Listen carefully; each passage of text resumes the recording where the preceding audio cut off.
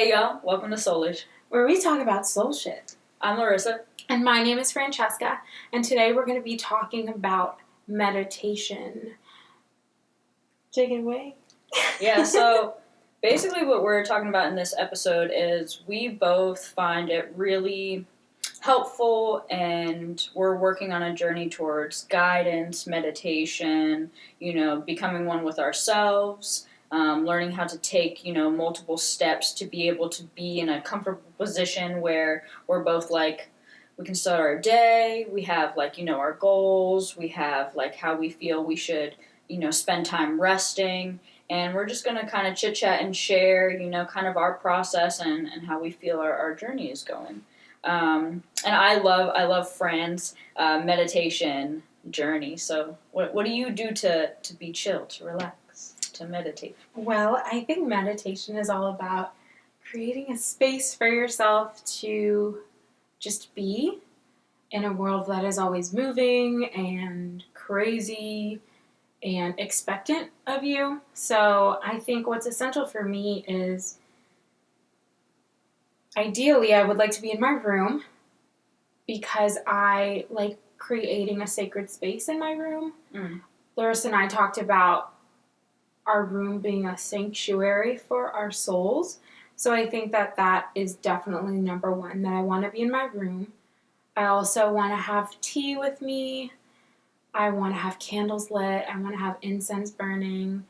I want to have something to read, whether that's poetry or a book about mindfulness or about self-help in general. And I want to have the right kind of music, something that's relaxing, something I can close my eyes to. And I also want to have a space where I can fully talk to myself as I'm talking out loud right now to work out those things that are in my head. Yeah, I definitely agree. My room is definitely a sacred place for me as well. I am very much at peace, and I'm very aware of like how my room makes me feel or how I am in like certain surroundings. So I need a very, a clean, a really minimal space. I love to journal. I love to read.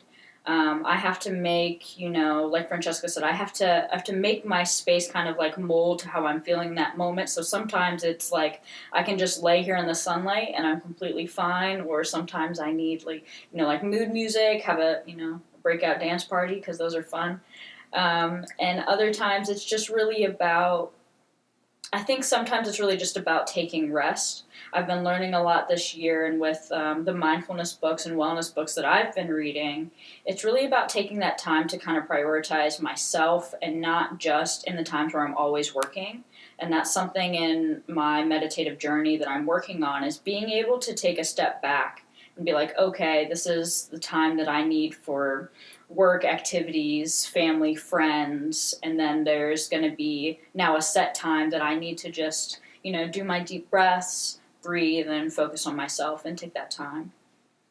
I really love what you said, especially about dancing, because there's a lot of dancing that happens in my room, in the mirror, and it's really just whatever I feel like doing. And I think on top of dancing, stretching is also such a meditative activity for me, because I'm being mindful of my body, how it feels, what feels good, what doesn't feel good. And journaling was also a big one that I liked. I journal all the time. It's something I have to do. I definitely have over 10 journals now that are completely full. So I definitely feel myself and more clear when I put it on paper. Yeah, I think that's something that's been a really big thing for me too. Being clear about, the intentions and what we're feeling. I think a lot of the time, also what Francesca and I talked about is like being able to say things out loud. You have the ability to just, if you're by yourself, when most of the time, I really loved when we had a conversation previously when you said we're always in our head, but when we say things out loud, we're able to, manifest it, speak things into fruition, be able to work whatever you're going out in your head, whether it's if you say something negative, like we had a conversation last time, if you say something negative and you just get it out, then you can kind of just like make that space, have that room to be like, okay, it's not as big of a deal, or you can like work on a solution to kind of help yourself be in a better place than where you were previously. And I really love that. For me, I am doing my best to continue my practice of yoga. I think yoga and stretching is just, it's just so meditative and freeing. And it's just a way to be, like Francesca said, more in tune with self and with your body. Because I think that's something that very regularly when we think about meditation and that journey, we only think of like a mindscape. We never think about like what like a physical temple. I think that's something that we also have to be like really, it's something really important to think about as well. Yeah. Exactly, because we are soul homes at the end of the day. We host a mind that is always thinking, a heart that is always feeling, and a soul that is constantly expanding and experiencing. And I do like that you brought up the idea of saying things out loud, because I find that it's similar to a knot of yarn that got all tangled up. When you keep a thought inside of your mind that you clearly need to talk about, once you say it, it's almost like it unravels itself, and the problem that was in your head is not as big as it seemed. Right. And I think that my journey right now is, how can I live a life of meditation? How can I approach everything with a calm mind?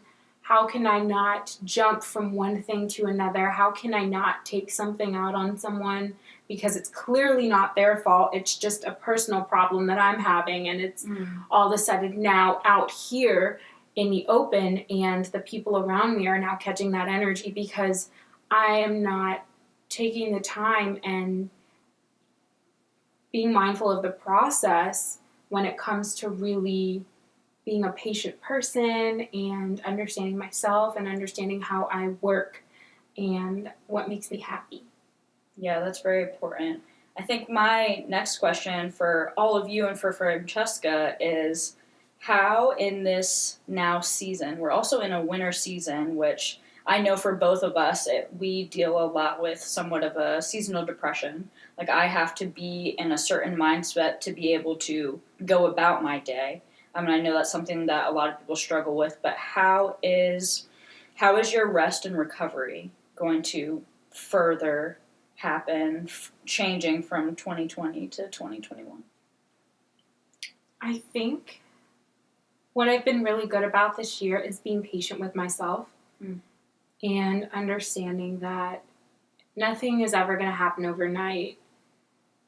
So it is this time with myself where I have to have grace for myself, and I have to recognize that if I mess up, or if I'm moving too fast, or if I didn't start the day like I wanted to or like I imagined, there's time. I have time to stop what I'm doing and start again. And I think that that's such an important lesson, is that, okay, like if you didn't have a good morning, if you didn't start off, start over. Start over right now and breathe and think about maybe something that makes you happy or a quote that you love to kind of push you through the moment. And this is how it really works in religion, when they memorize scripture or the holy words that whatever their beliefs line up with. That's how it works. It's like a mantra. You are experiencing something and you have a quote or scripture for fear. You have a quote or a scripture for worry. You have a quote or scripture for being impatient, right? So I think that it's important to equip ourselves with those kind of quotes and words. Even if they're our own words, maybe we wrote it down in our journal. I think it's important to equip yourself with words that are going to help you in that moment of impatience, of fear, of fatigue, of depression. There's so many things that we can help ourselves with in the moment, and I think that that's really helped me, because I think a good quote always makes me a little happy inside. Yeah, I really love that. And the word that you use, grace, I think with my own journaling too, a lot of what I've been feeling is a lot of change. I feel a lot of change towards the year, towards myself, towards, all different facets of my life, because this was a very challenging year. There were so many things that culminated and, didn't really go as planned.